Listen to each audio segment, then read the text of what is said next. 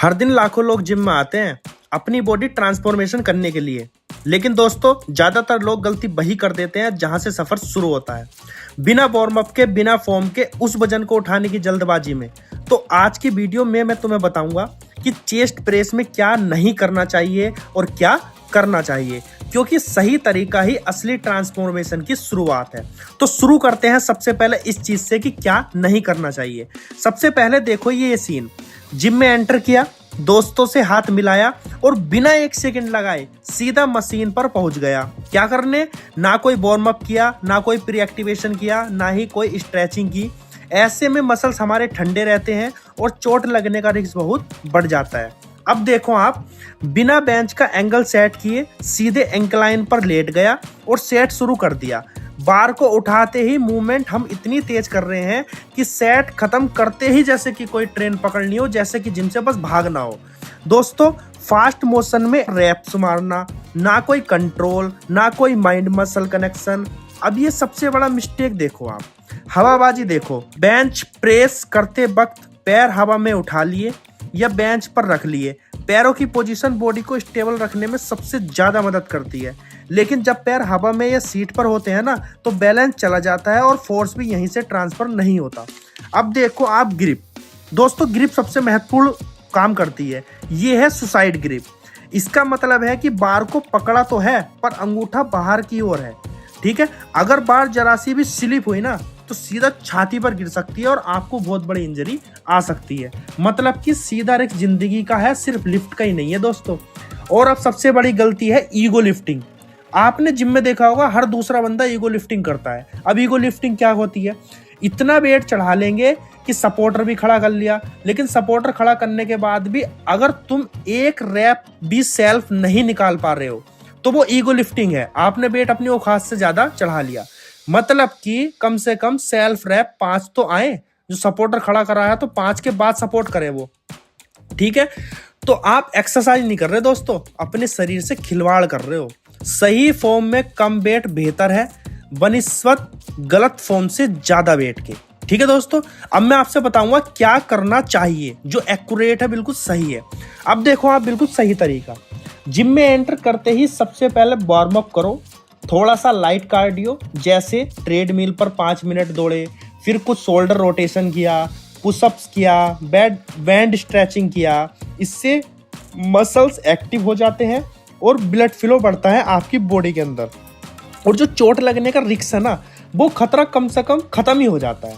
अब आते हैं इंक्लाइन बेंच प्रेस पर, ठीक है, जिसकी हम बात कर रहे थे।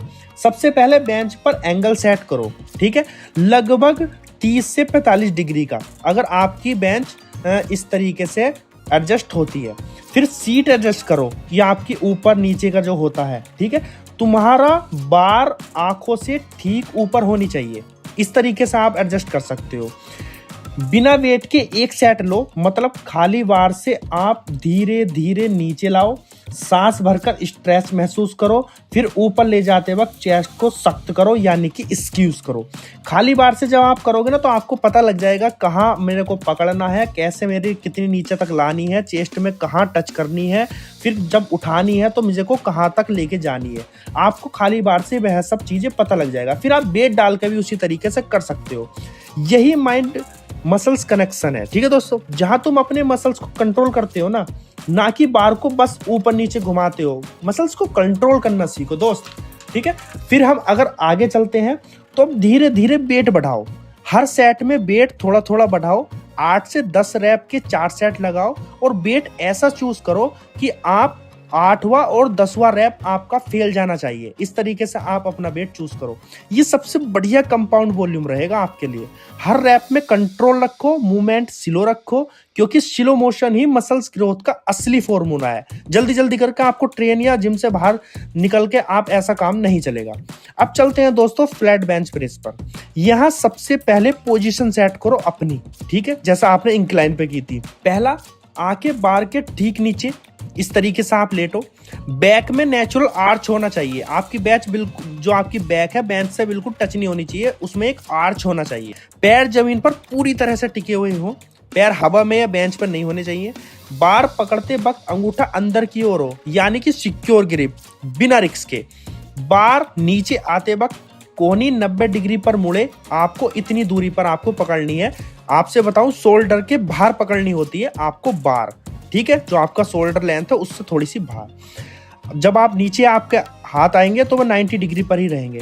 अब बार को धीरे धीरे नीचे लाओ, चेस्ट के बीचों बीच तक, और ऊपर ले जाते वक्त सांस छोड़ो और एक्सरसाइज करो।